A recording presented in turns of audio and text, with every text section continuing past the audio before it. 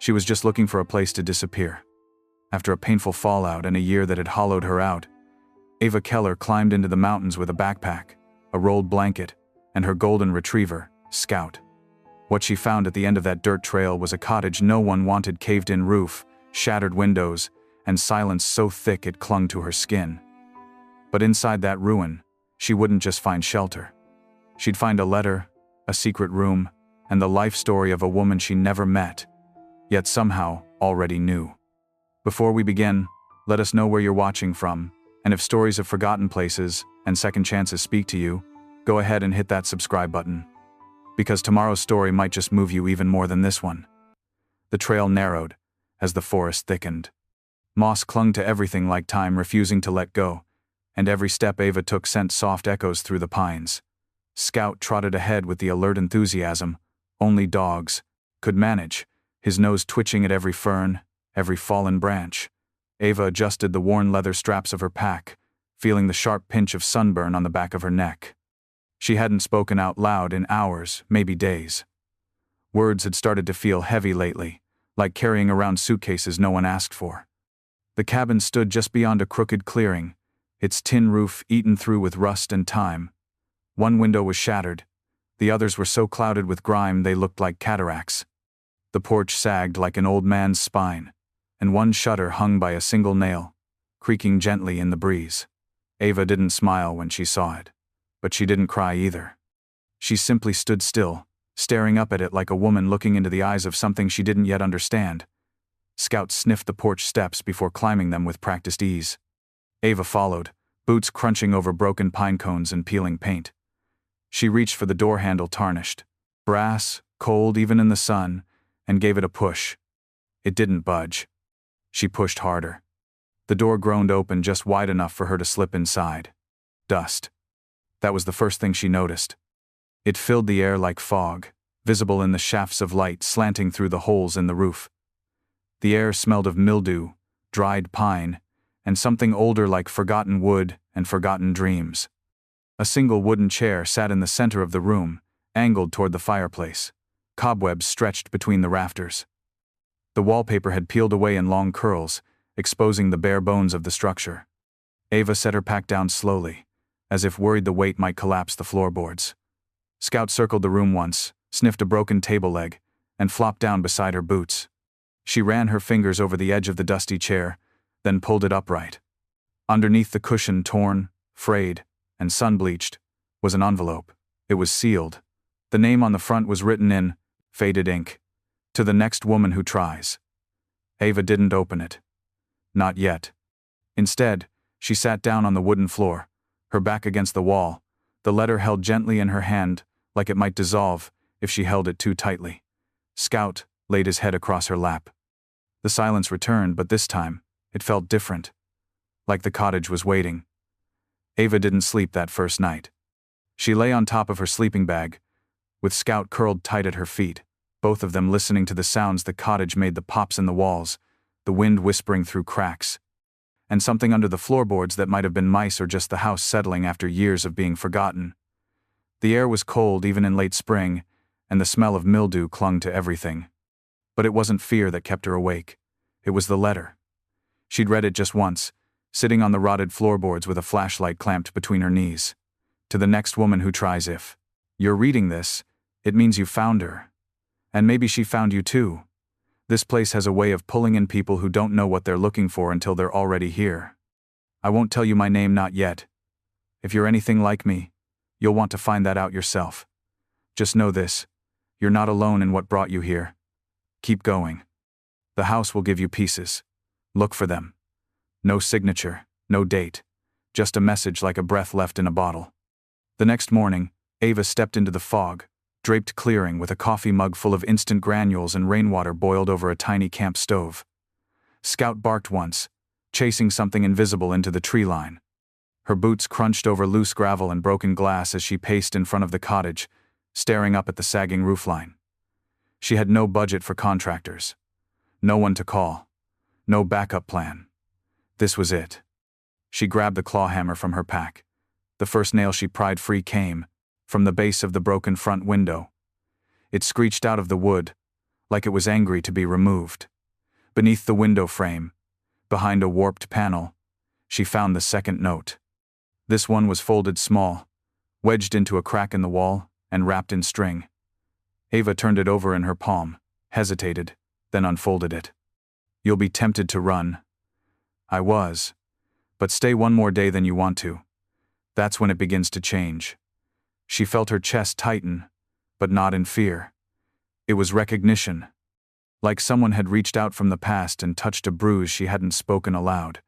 The rest of the day was spent tearing up the moldy carpet, revealing more of the warped wood and long-dead insect husks. At one point, she found a rusted spoon under a loose board and smiled despite herself. Scout tracked her every step, tail sweeping through the dust like a metronome. That night, she lit her first fire in the hearth. It smoked like the chimney hadn't breathed in years. But as the flames settled and the room warmed, Ava looked around and thought, for the first time in months, maybe I can do this. Maybe this broken place isn't the end. Maybe it's the beginning. By the third morning, Ava's muscles ached in places she didn't know existed. Her knuckles were raw, her fingertips pinched with splinters, and the bottoms of her feet burned from constant movement over uneven floorboards. Still, she worked not out of obligation, but something closer to instinct. She wasn't trying to fix the cottage yet. She was trying to understand it. The sun filtered through holes in the roof, casting patches of light onto the floor like a pattern only the house understood. Ava stood on a stool, prying loose the remains of a water-damaged ceiling panel above the fireplace when her crowbar caught on something unexpected. A soft thunk. She pulled again, and a piece of wood dropped into her hands, smooth, rectangular, worn by time. At first glance, it looked like just another plank. But as she turned it over in her fingers, she saw the faint carving. Letters shallow, uneven, childlike. LT plus JR, the 12th of June 1967. Ava blinked. She didn't know what she expected to find, but it wasn't that. A carved love note? A date? A memory preserved in timber? She brushed her thumb across it slowly, the groove of each letter grounding her more than she cared to admit. Somewhere, sometime, two people had stood here and declared something worth remembering. She leaned back and stared up at the cavity in the ceiling where it had been tucked away. It wasn't structural. It was hidden, on purpose. Scout stirred from his spot by the hearth, ears perked. He watched her with that quiet knowing dogs seem to have when their humans are drifting into thought. Later that afternoon, Ava wandered to the back of the cottage, past the slanted hallway and beneath a cracked transom window. The room had no door, just a threshold and layers of peeling wallpaper that fluttered when the wind shifted. It looked like it might have once been a child's room. A rusted bed frame leaned against the far wall. A broken toy, a wooden duck on wheels, lay on its side near the corner. She didn't want to touch it. Instead, she sat on the edge of the floorboards and stared at the walls. The wallpaper had faded, but beneath the layers, she saw more carvings. Not with a knife, these were done in pencil, worn smooth by time. Small names, dates, doodles, a flower, a bird, a crude Sunday. Ava sat there until the light faded. There was no electricity, no reception, no noise except Scout's soft breathing. But inside the silence, something stirred not in the house, but in her. She hadn't realized how long it had been since she thought about the past. Not her own, but someone else's. A history written in the beams and bones of the place she now called home. She reached for her notebook and wrote 3 words. Find the story. The wind shifted after. Sundown. It came down from the ridge like a breath, from the mountain itself, cold and constant. Ava wrapped herself in her flannel jacket and moved the sleeping bag closer to the fire she'd built in the hearth. The flames crackled softly, throwing flickering light across the cottage's front room. Scout stirred but didn't wake. She sat with her back against the wall, knees tucked under her chin, the notebook still open on her lap. The carved wood from the ceiling lay beside her, and she traced the letters with her finger absently. LT plus JR. Who were they? Ava closed her eyes for a moment. The fatigue was setting in deep now, but just as her body began to give in, a sound pulled her back, a soft thump. She opened her eyes. Scout sat up too, ears alert. It came again above them, a faint creak, like weight on old boards. Ava's heart thudded once in her chest. There was no second floor. Not anymore. The roof had partially collapsed years ago.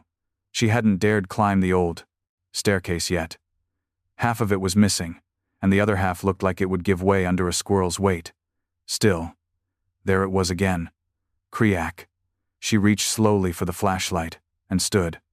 The beam of light cut through the room, scanning the corners, the walls, the ceiling. Nothing. No movement. No intruder. Just wood and shadow. Scout stayed at her heels as she crept to the base of the stairs. The top portion of the landing was still intact barely. A single board shifted when the wind howled again, tapping against something behind the upstairs wall. That's when she saw it. A tiny draft was blowing through the side paneling above the stairs. One of the boards near the top wasn't original. It was newer. Lighter. It had been nailed over something else. A hidden space? Ava chewed her lip, torn between curiosity and caution. Her brain reminded her of every horror movie mistake she'd seen. Her heart. It beat faster. Not with fear, but with a strange flickering to hope. She didn't try to climb. Instead, she grabbed a broom handle and reached up, wedging it between the slats. She pried. The panel creaked, then popped free, falling to the stairs with a dusty thud. Behind it was darkness. But inside that darkness, when she angled the flashlight just right, she saw something. A handle. A rusted iron pull attached to what looked like a small door. Maybe 2 feet wide. Her breath caught. Scout gave a low whine beside her. Ava didn't open it. Not yet. She stepped back down the stairs and sat by the fire again, heart racing. She wasn't ready tonight, but she would be soon. The next morning brought mist and stillness. Ava stood at the base of the stairs, coffee in one hand, broom handle in the other, staring up at the little iron pull now revealed behind the missing wall panel. Scout sat beside her like a statue, watching her with quiet loyalty. There was no wind today, no birdsong. Just the kind of silence that felt like it was waiting for something. She tested the first step with her boot. It groaned, but held. She placed her weight slowly, carefully, 1 foot after the other, until she reached the 5th step, the last solid one.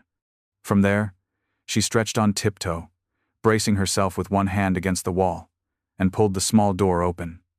Dust poured out in a cloud. She coughed and waved her hand, eyes squinting into the darkness. It wasn't a room, exactly. More like a storage nook tucked into the framing of the house, probably once hidden behind old plaster. But what lay inside made her grip the railing tighter. A shoebox, sealed with wax twine, and beneath it, a small wooden chest, carved, locked, faint initials burned into the top, L.T. Ava's hands trembled as she reached in, gently pulling both items down and resting them on the floorboards below. She descended the stairs without even noticing the ache in her legs. She placed the box and the chest on the kitchen counter, what remained of it, and sat down, cross-legged on the floor. She opened the shoebox first. Inside were photographs, black and white, most faded to sepia, of a young woman in overalls, sometimes alone, sometimes beside a man with kind eyes and calloused hands. They stood near this very cabin, smiling despite the weathering of time. One photo was dated in ink, July 1966. Beneath the stack was a leather-bound journal. Ava opened it and let her breath hitch. The 14th of June 1967, I asked him to carve our initials in the ceiling beam, like we were kids. We aren't. But today felt like the start of something too young to name. I don't know if this cabin will ever be enough for the world. But maybe it's enough for us. Page after page. Entries from a woman trying to build something from the quiet woods. Stories of isolation, small victories, heartbreak, and persistence. The writing was raw and warm, like Ava was reading her own thoughts through someone else's hand. The chest remained unopened. The lock was stiff, corroded from time, but it wasn't broken. She set it aside for now. Instead, she returned to the journal and kept reading. Each word felt like a rope tossed into her life, something to hold on to. Something that told her she wasn't the first woman to feel lost in this place, and maybe she wouldn't be the last to find her way back. By mid-afternoon, the clouds rolled in heavy and gray, pressing down on the treetops. Ava sat inside the cottage with Scout curled at her side, and the journal spread open on the floor. Rain ticked softly on the metal roof, dripping through holes with slow, irregular rhythm. The fire crackled low in the hearth, the only warmth in a house still barely livable. She had devoured 50 pages already. The woman LT, she assumed, had filled the journal with equal parts, story and sorrow. Each entry a glimpse into a life suspended between solitude and hope. Some entries were practical. Descriptions of how she sealed cracks in the baden, roof with pine sap and cloth. Others were intimate. Reflections on a love that felt both fragile and fierce. I don't know why I chose this place. Maybe it chose me. I only know that when I wake up here, the quiet doesn't feel so loud anymore. Ava paused after reading that line. The quiet had been loud for her, too, deafening since the day she left the city. Since the day she finally walked away from the noise from a life built on pretending everything was fine. She turned another page. Inside was a folded letter, tucked between the sheets. The paper had yellowed, and the handwriting was shaky but strong. It wasn't addressed to anyone by name, just to whoever comes next. Her pulse quickened. If you found this, then maybe you're standing in the same spot I once stood, trying to decide whether this place is a blessing or a curse. I won't lie. There were days I hated it. Days I screamed into these walls. But there were more days where I breathed freely for the first time in my life. Ava felt a lump in her throat. You don't have to finish what I started. But if you're here, if you've come all this way and opened your hands to this ruin, then maybe something in you is still reaching. Like I was. She set the letter down gently, letting her fingertips rest against the edge of the page. It wasn't just a message. It was an invitation. That night, with the storm beating gently against the roof, Ava opened the chest. The lock gave way after soaking in oil. Inside, wrapped in cloth, were more letters, dozens, tied in ribbon. Postmarked, unopened, all from the same sender, J.R., the same initials from the ceiling beam. One by one she pulled them out. Love letters.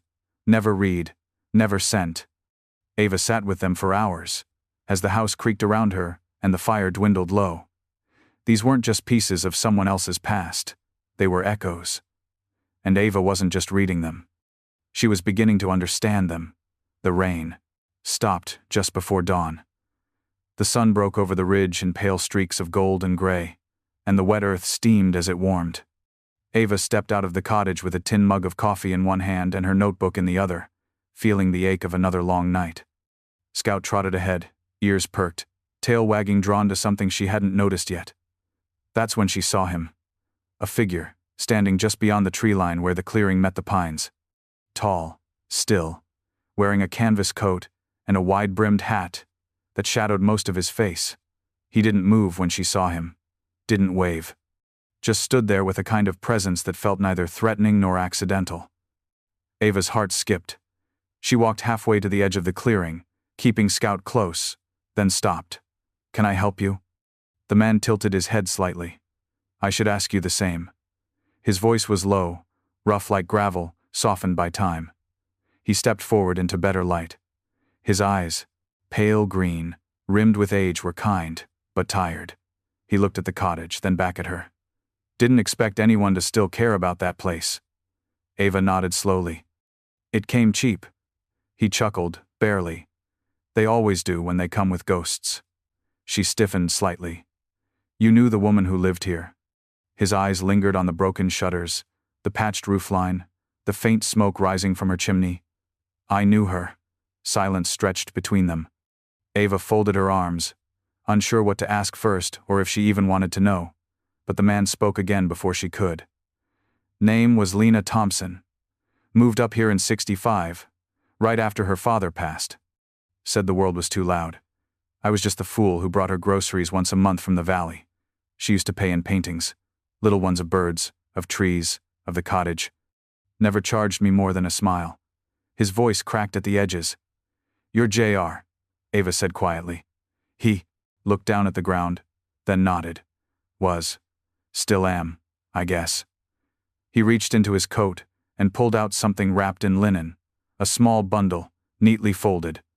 This was meant for her, but I never got the courage to bring it back. I figured, if someone ever came along and gave the place another heartbeat. He stepped forward, placed the bundle in Ava's hands. Then maybe it'd find its way home. Before she could ask anything else, he tipped his hat and turned back toward the trees. Scout didn't bark. Ava stood in the clearing with the morning mist curling around her ankles, holding the soft weight of something unfinished in her arms. She didn't open it yet. Not because she wasn't curious, but because something sacred deserves a moment of stillness. By the time afternoon arrived, the clouds had turned an ominous shade of slate. Ava moved quickly, boarding up the broken front window with scrap wood and old nails. The storm rolling in wasn't like the gentle rains before this one had teeth. Wind surged through the trees in heavy gusts, tossing leaves across the porch like confetti from a long-forgotten parade. Inside, the fire was already lit. Scout paced nervously, tail low, sniffing the air like he knew what was coming. Ava sat at the kitchen counter with the linen bundle, still unopened, in front of her. She ran her fingers along the edge, her breath slow, measured. The storm cracked above them, a bolt of lightning slicing across the horizon. Then the rain came, hard. The roof groaned under the weight of it, and water dripped in fresh streams through seams she hadn't sealed yet. She laid out pots, buckets, old bowls, anything that could catch it, and still it wasn't enough. The cottage shuddered with each gust of wind, and the boards above the hearth creaked louder than usual. That's when she heard it a crack, followed by a thud. Ava rushed toward the fireplace. One of the ceiling boards above the mantel had collapsed, revealing a hollow she hadn't seen before. Dust fell like snowflakes. Inside the exposed space was a metal tin square, rusted at the corners, sealed with wire. She pulled it free and set it on the floor.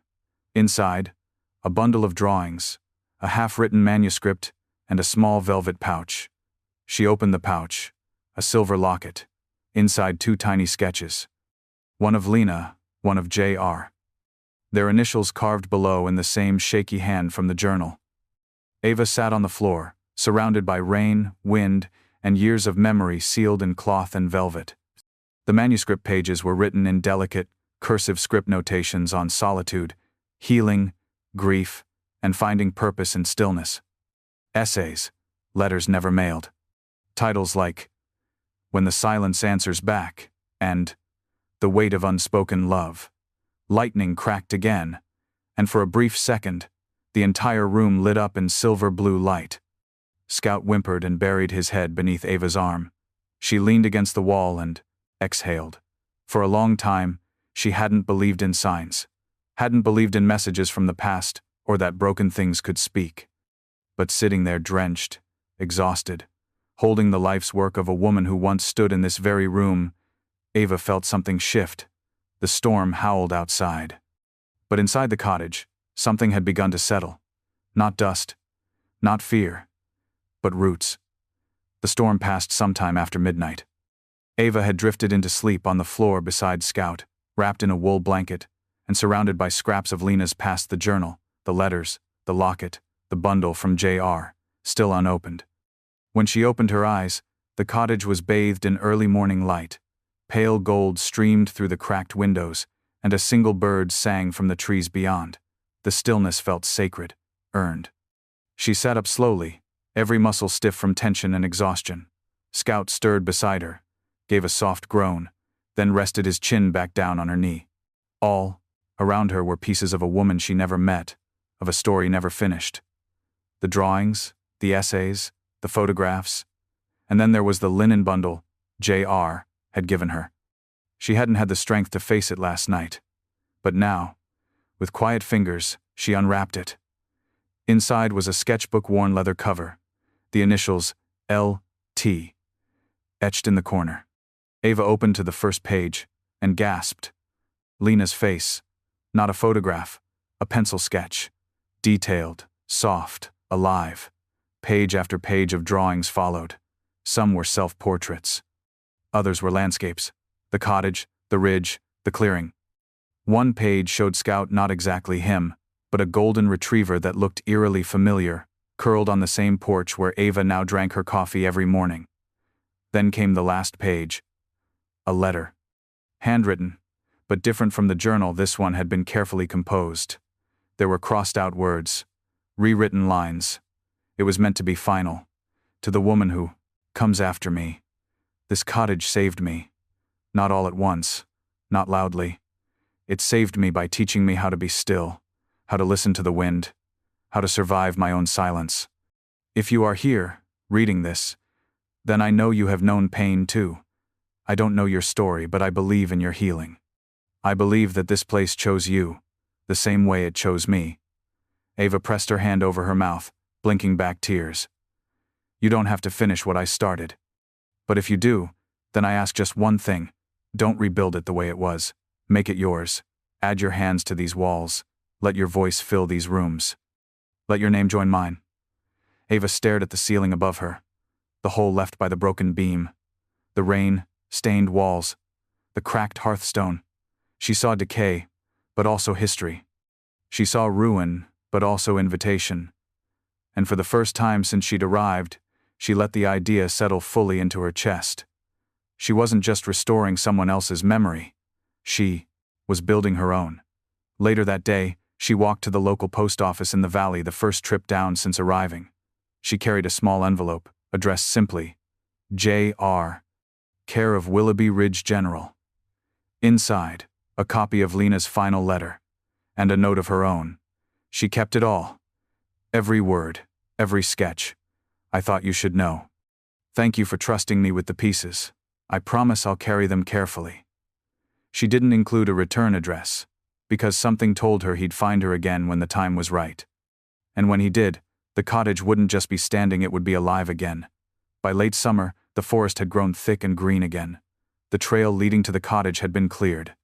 The roof had been patched, the porch rebuilt with reclaimed wood, and Ava had painted the shutters, not the original dull brown, but a warm sage green that Lena had once written about in a journal entry titled, What Peace Might Look Like. Inside, the walls still bore scars from the years of neglect, but they were no longer hidden. Ava didn't sand them down completely. She let the scratches stay, the old nail holes, the warping in the floorboards. It was character. It was memory. The cottage had become a blend of eras. Lena's writing desk now stood in the corner by the front window, refurbished with a fresh coat of varnish. Ava's coffee mug sat on top of it, alongside her own journal, its first few pages already full. The bookshelf was filled with more than just forgotten letters now. There were Ava's sketches, 2 rough pencil renderings of Scout, of J.R., of the cottage in every season. She wasn't a trained artist, but she didn't care. It wasn't about precision, it was about preservation. Word had spread down the ridge about the woman rebuilding the old cabin alone. At first, a few curious locals stopped by, cautious, polite. Then a retired schoolteacher offered to help cut lumber. A teen boy brought up paint cans from town. A woman in her 60s donated a box of ceramic tiles she'd had sitting in her barn for years. Little by little, Ava wasn't alone anymore. She never asked for help, but it came anyway. One Saturday afternoon, as she laid down the final row of tiles around the fireplace, she stood back and stared at the result. Imperfect, uneven in places, but honest. Like a mosaic made of time. Above the mantel, she hung a single framed item, not the locket, not a photo, but Lena's letter. The same one she had found folded into the last page of the sketchbook. Scout sat beside her, tail sweeping the floor in slow rhythm. You think she'd like it? Ava asked softly. Scout gave a low huff, the kind that always felt like yes. Later that week, a package arrived at the general store. No return name, but Ava recognized the handwriting. Inside, a wrapped bundle of Lena's original paintings, carefully restored, with a note, for the walls. They were always meant to be seen. It was signed, J.R. That evening, Ava lit the fire and sat beside it with Scout curled at her feet. The cottage was warm now, not just with flame but with presence. With purpose. The silence was no longer heavy. It was filled. With memory. With story. With a legacy that had chosen to endure not in spite of the years, but because of them. Ava reached for her pen, opened her notebook, and wrote the first line of something new. This isn't where my story ends. She looked around at the walls. Walls that had once held sorrow, now holding strength. She smiled. This is where it finally begins.